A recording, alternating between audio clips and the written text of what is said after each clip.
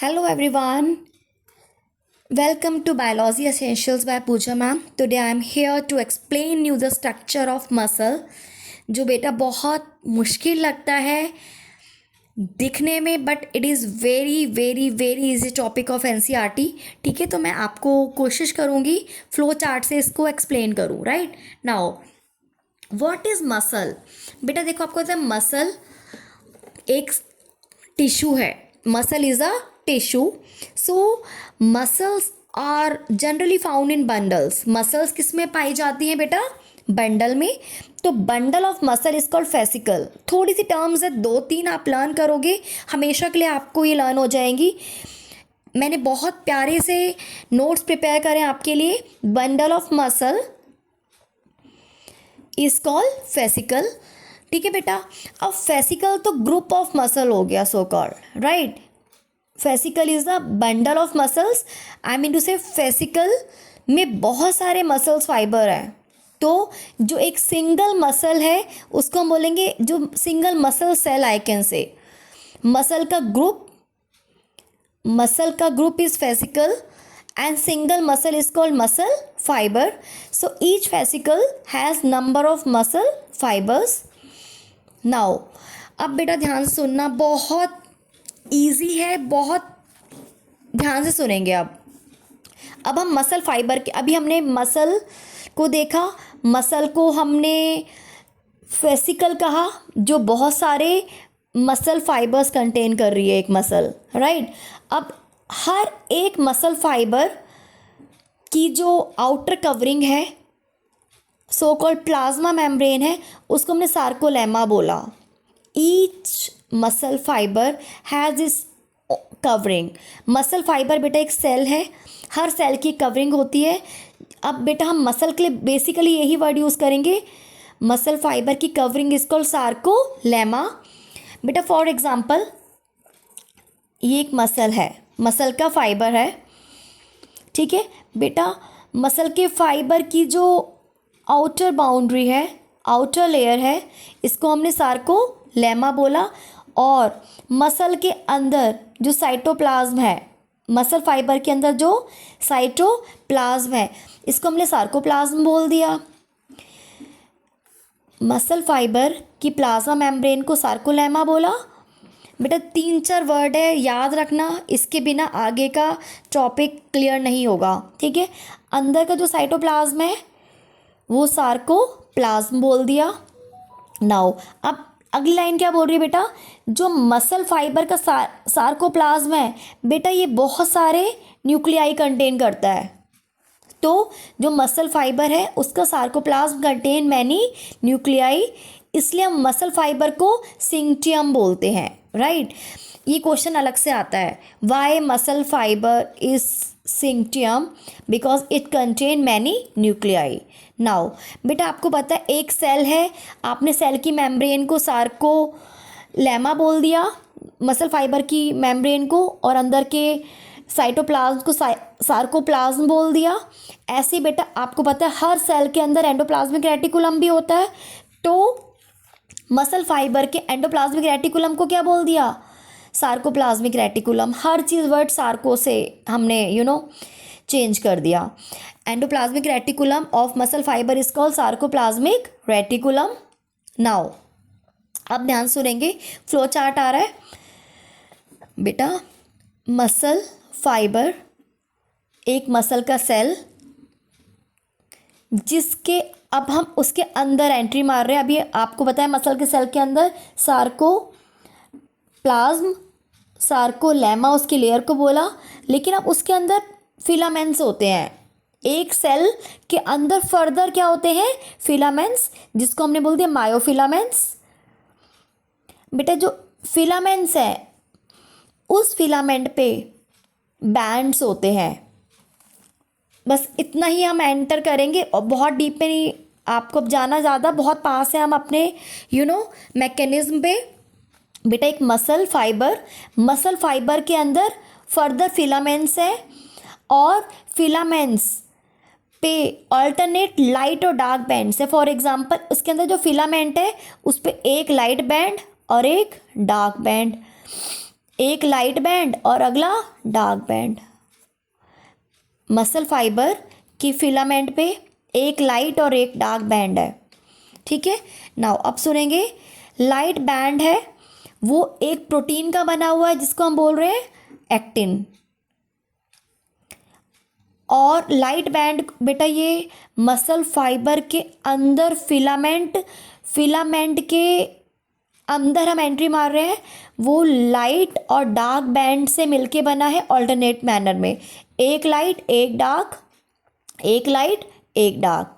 So light band है बेटा वो एक्टिन का बना है, डार्क बैंड है वो मायोसिन का बना है, और लाइट बैंड के और भी नाम है बेटा, क्या बोल रहे हैं, isotropic band, and dark band को बोल रहे हैं हम बेटा एन आइसोट्रोपिक। बहुत पास है हम मंजिल के। मसल फाइबर के अंदर मायोफिलामेंट के अंदर बैंड्स हैं, light dark alternatively. Light band को आइसोट्रोपिक बैंड बोला, डार्क बैंड को एनाइसोट्रोपिक बैंड बोला। लाइट बैंड एक्टिन प्रोटीन से बना है, डार्क बैंड मायोसिन से बना है। अब इसके स्ट्रक्चर को देख लेते हैं। नाउ बेटा ये हमारा मसल का फिलामेंट है, फाइबर के अंदर भी क्या आ गया बेटा, फिलामेंट, जो कि light band, dark band, light band and then dark band से बना हुआ है। नाउ बहुत प्यारा स्ट्रक्चर मैं आपके सामने प्रेजेंट कर रही हूँ बेटा। अभी मैंने बताया ये पूरा मसल फाइबर के अंदर जाके मायोफिलामेंट है, मायोफिलामेंट में दो बैंड्स हैं, बहुत सारे हैं I mean to say, but total actin और मायोसिन है, number of actin and number of myosins are present. तो बेटा ये पूरा का पूरा आपका एक मसल का फिलामेंट था, लेकिन बेटा मसल का पूरा फिलामेंट इन्वॉल्व नहीं होता मसल के कॉन्ट्रैक्शन में। क्या होता है मसल का कॉन्ट्रैक्शन बेटा, हमारी मसल अगर कॉन्ट्रैक्ट होगी तभी हमारी बोन्स मूव कर पाएंगी, अगर हमारी मसल कॉन्ट्रैक्ट नहीं होगी तो हमारी बोन मूव नहीं कर पाएगी। तो बेसिकली मसल कॉन्ट्रैक्शन का मतलब ही है जिसकी वजह से हमारी बोन मूव करती हैं, राइट। सो बेटा ये पूरा फिलामेंट था, पूरा लंबा सा फिलामेंट है, but I am taking a part of filament जो एक फंक्शनल यूनिट है मसल के कॉन्ट्रैक्ट होने की, ठीक है। एक पार्ट जिसमें मसल कॉन्ट्रैक्ट हो रही है उसका नाम हम देंगे सार्कोमेयर। क्या देंगे बेटा, सार्कोमेयर। सार्कोलेमा तो मसल फाइबर का प्लाज्मा मेम्ब्रेन का नाम था, इसका नाम क्या, सार्कोमेयर। ये मसल की कॉन्ट्रैक्शन यूनिट है, मसल मायोफाइब्रिल की कॉन्ट्रैक्शन यूनिट है। बेटा होता क्या है कॉन्ट्रैक्शन में, देखो आपको भी मैंने बताया एक लाइट बैंड एक डार्क बैंड, एक लाइट बैंड। तो बेटा होता क्या है, जो लाइट बैंड है इसको डार्क बैंड के ऊपर स्लाइड होना होता है। ये लाइट बैंड है और ये हमारा डार्क बैंड है, लाइट बैंड को डार्क बैंड के ऊपर क्या होना है, स्लाइड। जैसी लाइट बैंड डार्क बैंड के ऊपर स्लाइड करेगा वैसे ही हमारी मसल कॉन्ट्रैक्ट हो जाएगी, और स्लाइड करके जब वो वापस जाएगा अपनी ओरिजिनल पोजीशन पे तो हमारी मसल क्या हो जाएगी, रिलैक्स हो जाएगी, ठीक है बेटा। तो पूरी थ्योरी जिसको हम बोलेंगे स्लाइडिंग फिलामेंट थ्योरी, वो यही एक्सप्लेन करेगी कि कैसे light band of the muscle fibril get slide over the dark band, right. Now अब हम चलते हैं आगे बेटा। अभी हमने डार्क बैंड को एनाइसोट्रोपिक बैंड भी बोला था, अब मैं इसको ए बैंड बोल दूं, anisotropic band so called A band. Light band को हमने आइसोट्रोपिक बैंड बोला था। बेटा अब ये चीज़ सुन लो, अब आपको पता है एक मसल फाइब्रिल में बहुत सारे एक्टिन्स हैं, 1 2 3 एंड मैनी मोर। तो बेटा ये जो एक्टिन फिलामेंट्स हैं ये एक लाइन इनको बीच में इंटरसेक्ट करती है, सो कॉल इनको फॉर्मली अटैच करती है। ये जो जितने भी एक सार्कोमेयर में एक्टिन फिलामेंट है, उनके सेंटर से एक लाइन जाती है जो सारे एक्टिन फिलामेंट को आपस में जोड़े रखती है। उस लाइन को हम बोलते हैं जेड लाइन। ऐसे बेटा देखो यहाँ पे भी एक्टिन फिलामेंट एक्टिन और इनको भी सेंटर में एक लाइन जोड़े हुए है, उसको हमने बोल दिया जेड लाइन। तो बेटा एक जेड लाइन से दूसरी जेड लाइन के बीच का जो पार्ट है उसी में कॉन्ट्रैक्शन होता है, उसी को हमने सार्कोमेयर बोला। What is sarcomere? The space between two Z lines in the muscle fibril is called sarcomere. So बेटा अब सुनना, ऐसे बेटा यहाँ पे दिया नहीं है हमारा जो जो हमारा ए बैंड है, राइट, जो हमारा को ए बैंड इनको भी सेंटर में से एक लाइन है जो सारे ए बैंड्स को आपस में जोड़े रखती है, उसको हम एम लाइन बोलते हैं। M and this is Z. कोई confusion? M and Z. Anyways M line में यहाँ पे बनी नहीं थी, लो मैं बना देती हूँ, ठीक है। नाउ अब लास्ट एक वर्ड है, व्हाट इज एच जोन। बेटा आपको पता है सारा का सारा जो ये डार्क बैंड है वो कुछ पार्ट तो डार्क बैंड का लाइट बैंड से ओवरलैप्ड है रेस्टिंग फेज में, और कुछ पार्ट नॉर्मल है। तो बेटा इतना part so called part of the A band which is not overlapped by I band. A band का पार्ट जो आई बैंड से ओवरलैप्ड नहीं है, उस पार्ट को हम क्या बोलेंगे? H zone. जहाँ पे आई की ओवरलैपिंग है वो पार्ट नहीं होगा, सिर्फ वो पार्ट जिसमें आई बैंड की ओवरलैपिंग नहीं है, राइट। नाउ अब मैं आपको स्लाइडिंग फिलामेंट थ्योरी भी इसी में बताना चाहूँगी, सो दैट कि क्रिस्टल क्लियर कंसेप्ट आपके एक ही वीडियो में आ जाए। नाउ अभी आपको पता है बेटा स्लाइडिंग फिलामेंट थ्योरी क्या बोलती है कि स्लाइडिंग ऑफ एक्टिन फिलामेंट, जो आई बैंड है उसको हमने क्या बोला? Actin filament over the thick filament over the A band.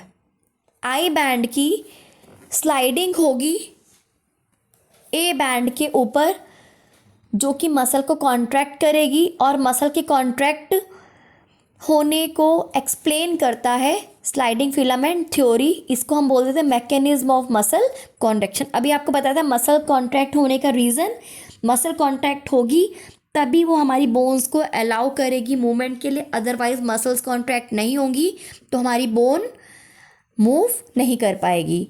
तो अब सुनेंगे बेटा, आपको पता है हमारे न्यूरॉन से मैसेज आया मसल तक, तो जिस न्यूरॉन ने मसल को मैसेज दिया कि तुम कॉन्ट्रैक्ट हो, कॉन्ट्रैक्ट मतलब तुम कॉन्ट्रैक्ट हो और तुम स्केलेटल मसल्स को कॉन्ट्रैक्ट होने को बोला सो दैट कि बोन्स का भी मूवमेंट हो सके। सो बेटा मोटर न्यूरॉन जो मैसेज दे रहा है मसल को, उसको हमने बोल दिया एसिटाइल कोलिन, उस मैसेज को, right, in the form of a chemical, जिसको हमने बोल दिया न्यूरोमस्कुलर जंक्शन पे जो रिलीज हुआ, which is transferring the message from neuron to muscle to get contract which will allow the movement of bone. ठीक है, तो बेटा इसको मोटर यूनिट बोला, अलग से नहीं लिखना तो मत लिखना, बट बहुत इंपॉर्टेंट है कंसेप्ट कि न्यूरॉन ने मसल को मैसेज दिया और दोनों को कलेक्टिवली हमने मोटर यूनिट बोल दिया, न्यूरॉन प्लस मसल, और मैसेज किसकी फॉर्म में दिया? एसिटाइल कोलिन की फॉर्म में। नाउ मैसेज आया कहाँ से था? सेंट्रल नर्वस सिस्टम से। कहाँ पे आया था? मोटर न्यूरॉन पे आया, और मोटर न्यूरॉन ने मैसेज किसको दे दिया? मसल फाइबर को दिया। नाउ जैसे ही मसल फाइबर को मैसेज आया, किसके? सीएनएस से। किससे? सीएनएस ने मैसेज दिया मोटर न्यूरॉन को, और मोटर न्यूरॉन ने मैसेज दिया मसल फाइबर को। जैसी मसल फाइबर का बेटा मैंने आपको बताया था जो मसल फाइबर की आउटर लेयर है उसको हमने क्या बोला था, सार्कोलेमा। तो जैसे ही सार्कोलेमा पे मैसेज आया वैसे ही सार्कोलेमा ने मैसेज मसल फाइबर के अंदर ट्रांसफ़र किया एंड जैसी मैसेज सार्कोलेमा से सार्कोप्लाज्म में गया तो वैसे ही जो बेटा अभी मैंने बताया था मसल फाइबर के अंदर एंडोप्लाज्मिक रेटिकुलम होता है as usual to other cell. So बेटा एंडोप्लाज्मिक रेटिकुलम से कैल्शियम आयन रिलीज़ हुए। जैसे ही मैसेज आया मसल फाइबर पे, मसल फाइबर ने मैसेज दिया मसल के साइटोप्लाज्म को और जैसे ही मैसेज आगे ट्रांसफ़र हुआ वैसे ही मसल की एंडोप्लाज्मिक रेटिकुलम ने कैल्शियम आयन रिलीज़ किए और जैसे ही कैल्शियम आयन रिलीज़ करे तो मसल फाइबर के अंदर कैल्शियम आयन का कंसंट्रेशन बढ़ गया। जैसे ही कैल्शियम आयन का कंसंट्रेशन बढ़ा बेटा आप सुनेंगे, अभी मैंने आपको बताया था एक्टिन को मायोसिन के ऊपर स्लाइड करना है। तो बेटा एक्टिन की 3 सब यूनिट्स होती हैं। अभी मैंने वीडियो लेंदी हो जाएगी बट मैं आपको I would like to showcase you. ये एक्टिन फिलामेंट का डायग्राम है बेटा। 3 सब यूनिट है जिसको हमने, एक सब यूनिट है एफ एक्टिन। एक्टिन एक जनरल नेम है बट इसके फर्दर 3 पार्ट्स है। एफ एक्टिन, ये 3 प्रोटीन्स है बेसिकली। एफ एक्टिन, दूसरा है बेटा जो एफ एक्टिन के साथ साथ रन कर रहा है जिसको मैंने लाइन से रिप्रेजेंट करा है, पूरा साथ के साथ रन कर रहा है, ट्रोपोमाइसिन जो पूरे एफ एक्टिन के साथ साथ मूव कर रहा है। और तीसरा है बेटा ट्रोपोनिन। तो और ट्रोपोनिन बीच बीच में लगा हुआ है। क्या बोला, एक्टिन के 3 प्रोटीन्स हैं, F actin, tropomyosin and troponin. Actin और ट्रोपोनिन तो साथ के साथ रन कर रहे हैं लेकिन जो एक्टिन और ट्रोपोमाइसिन है वो साथ के साथ रन कर रहे हैं। ट्रोपोनिन बीच बीच में लगा, एक ये लगा, एक ये लगा और एक ये लगा। तो बेटा होता क्या है, अभी मैंने आपको बताया एक्टिन को, आप एक्टिन को मायोसिन के ऊपर स्लाइड करना है। एक्टिन को मायोसिन के ऊपर स्लाइड करना है तो बेटा होगा क्या, देखो जो एक्टिन है वो मायोसिन को, एक्टिन को मायोसिन के ऊपर स्लाइड करना है तो बेटा मायोसिन का एक पार्ट जिसको हम क्या बोलते हैं, let me showcase you through the diagram. ये देखिएगा बेटा, अभी ये एक्टिन का डायग्राम है, ये मायोसिन का है, राइट। तो बेटा मायोसिन बहुत सारे मोनोमर से बना है जिसको हम मीरोमाइसिन बोलते हैं, ठीक है बेटा। नाउ मायोसिन का ये हेड है, ये मायोसिन का आर्म है, ये मायोसिन की टेल है, ठीक है। तो बेटा जो बहुत सारे मीरोमाइसिन का ये एक मायोसिन है जिसमें बहुत सारे मीरोमाइसिन्स हैं, ये एक मायोसिन है बेटा। इस मायोसिन का एक पार्ट, ठीक है, जिसके पास एक्टिन बाइंडिंग साइट है। तो बेटा मायोसिन, मायोसिन, ये देखो अब स्टार्ट करते हैं बेटा। होगा क्या बेटा, सुनेंगे, मायोसिन के ऊपर एक्टिन को स्लाइड करना है। उधर पहले मायोसिन को एक्टिन को पकड़ना पड़ेगा और बेटा जब मायोसिन एक्टिन को पकड़ लेगा तभी एक्टिन को वो अपने ऊपर खींचकर ला पाएगा। तो मायोसिन को एक्टिन को पकड़ने के लिए एक शर्त है कि एक्टिन को अपने ऊपर से ट्रोपोनिन हटाने होंगे। तो बेटा जो एक्टिन के ऊपर ये ट्रोपोनिन थे ना, और उनको हटना पड़ेगा, ठीक है। सो कॉल्ड एक्टिन की डीमास्किंग करनी पड़ेगी। डीमास्किंग मीन्स मायोसिन उसको स्लाइड करवाएगा जब ये ट्रोपोनिन हट जाएगा। तो बेटा जो अभी कैल्शियम आयन रिलीज़ हुआ था ना, वो कैल्शियम आयन रिलीज़ होते ही ट्रोपोनिन हट जाएगा। जैसे ही ट्रोपोनिन हटेगा वैसे ही मायोसिन एक्टिन को पकड़ लेगा और अपने ऊपर स्लाइड करवा देगा। ठीक है, नाउ अब मैं फ्लो चार्ट बना रखा है to save the time. Now जैसे ही कैल्शियम आयन ने सब यूनिट ट्रोपोनिन से बाइंड किया, वैसी ट्रोपोनिन हट गया जो कि मायोसिन को एक्टिन को पकड़ने नहीं दे रहा था। तो मायोसिन ने एनर्जी यूटिलाइज करी। बेटा मायोसिन के ऊपर एक साइट था, अभी आपको बताया था मैंने, ये देखिएगा एटीपी बाइंडिंग साइट।